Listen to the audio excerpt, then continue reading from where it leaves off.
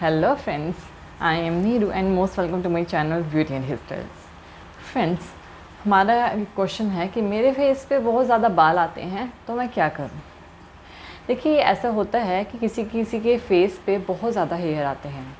ये बहुत rare chance होते हैं कि किसी के इस एरिया में भी बाल आएँ, लेकिन मैंने देखे हैं आते हैं, बहुत पर्सन्स के आते हैं इस एरिया में, यानी यहाँ तो नॉर्मली आते ही हैं।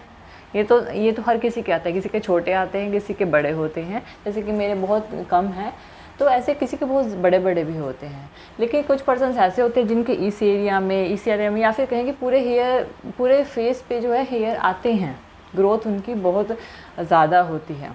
तो उन्हें क्या करना चाहिए? मेरे से ये भी पूछा कि मैं कौन सी वैक्स यूज़ करूं और किस तरह से, यानी कि मुझे पता नहीं चल रहा है कि मुझे क्या करना चाहिए।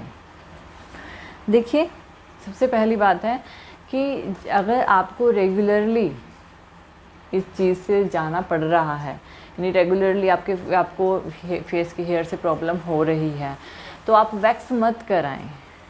जो वैक्स होती है, अगर मान लो आपने एक बार करा ली कोई प्रॉब्लम नहीं, 2 बार करा ली, 3 बार करा ली कोई प्रॉब्लम नहीं, क्योंकि 10 से 15 दिनों के बाद हेयर आना स्टार्ट हो जाते हैं, वो फिर से दिखाई देने लग जाते हैं। आप 15-15 दिन बाद फिर से वैक्स तो करा नहीं सकते। तो और ज़्यादा लंबे टाइम तक अगर आप फेस पे वैक्स कराते रहते हो तो आपकी जो फेस की जो स्किन है वो अभी नहीं, जैसे ही एज होगी उसके अकॉर्डिंग वो लूज़ होने लग जाती हैं। तो इससे फेस पे रिंकल्स जल्दी आ जाते हैं। तो वैक्स बाजू के लिए आर्म वैक्स ठीक है, लक्स वैक्स ठीक है, आप पूरी बॉडी पे कहीं भी वैक्स करा रहे हो ठीक है, लेकिन जब फेस की स्किन है बहुत ही ज़्यादा सेंसिटिव होती है, तो आपके फेस की स्किन पे फेस की जो स्किन होती है इस पे वैक्स करते हो तो इसमें रिंकल्स, एजिंग, तो इस तरह के प्रॉब्लम्स जो है आपको स्किन लूज़ होना आपकी एज के अकॉर्डिंग जल्दी दिखाई देने लग जाती हैं। तो इस वजह से मैं फेस पर वैक्स करने को कभी भी रिकमेंड नहीं करती हूँ।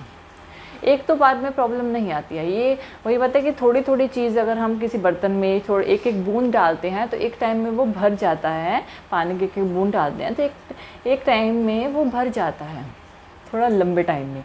ऐसे ही स्किन पे भी इफ़ेक्ट वैक्स का बहुत थोड़े लंबे टाइम में आता है, लेकिन ये प्रॉब्लम्स आपको एज के अकॉर्डिंग जल्दी दिखाई देने लग जाती हैं।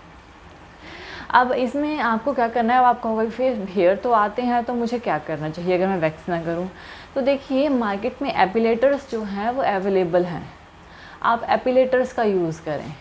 एपिलेटर्स का ये काम है कि आप ना, मान लीजिए आपने अभी कहीं जाना है तो आप अभी उससे साफ़ कर सकते हो, अभी क्लीन उसी टाइम उसे क्लीन करके आप मेकअप भी कर सकते हो, आप सब कुछ कर सकते हो।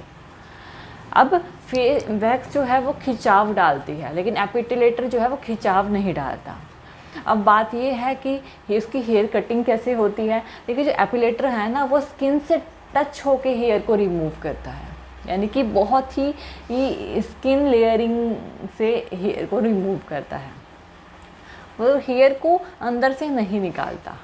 ये रहती है प्रॉब्लम कि क्या एपिलेटर हेयर को अंदर से निकाल देता है, जैसे वैक्स खींच के अंदर से निकालती है, कि एपिलेटर भी थी। एपिलेटर ऐसा काम नहीं करता है, एपिलेटर का ये काम नहीं है। एपिलेटर का काम हेयर को अंदर से निकालने का नहीं होता है। एपिलेटर का काम जो होता है, जो हमारे बाहर के हेयर जो निकले हुए होते हैं उनको एक स्किन से अटैच करके निकाल देना, ये काम करता है। इससे आपको 3 से 4 दिनों में बाल आने लग जाते हैं, ऐसी बात नहीं है 3 से 4 बाल आने में टाइम लगता है, यानी कि कम से कम 1 वीक तो आप आराम से निकाल लोगे। 1 वीक के बाद आपको हेयर दिखाई देना शुरू हो जाते हैं, आप फिर से एपिलेटर कर सकते हो। इसको आप बार बार रेगुलरली यूज़ कर सकते हो, इससे कोई भी साइड इफ़ेक्ट नहीं होगा। रही बात हेयर के ग्रोथ होने की, हेयर के मोटा होने की, देखिए जितनी ही आपकी हेयर की ग्रोथ है उतनी तो डेफिनेटली होगी ही होगी। अगर एपिलेटर आपने एक बार कर लिया, नेक्स्ट टाइम जो ग्रोथ होगी उतनी ही होगी, बहुत ज़्यादा ग्रोथ नहीं होने लगेगा, आपके फेस पे बहुत लंबे लंबे बाल नहीं आएंगे और मोटे भी नहीं। जितनी आपकी ग्रोथ है उतनी ही रहेगी और उतनी ही थिकनेस भी रहेगी। अब सबको ये डाउट रहता है कि हमने एक बार वैक्स किया, एपिलेटर किया तो हमारे हेयर बहुत मोटे आने लग गए हैं, बहुत लंबे आने लग गए हैं। ऐसी नहीं होता है, आपके हेयर पहले भी उतने ही मोटे और उतने ही लंबे थे, लेकिन आपको क्या, पहले आपको अपना फेस रेगुलरली देखते थे, आपको हैबिट थी, आपने एक बार फेस क्लियर करवा लिया तो अब दूसरी बार काफ़ी दिनों बाद अपने फेस पे देखोगे तो आपको वो लंबे और मोटे लगते हैं, लेकिन होते वो उतने ही हैं जितने पहले थे। तो ये एक बस एक मिथ सा क्रिएट हो जाता है हमारे माइंड में, तो ऐसा कुछ होता नहीं है। उतनी ही ग्रोथ आती है और जितनी नेचुरल होती है।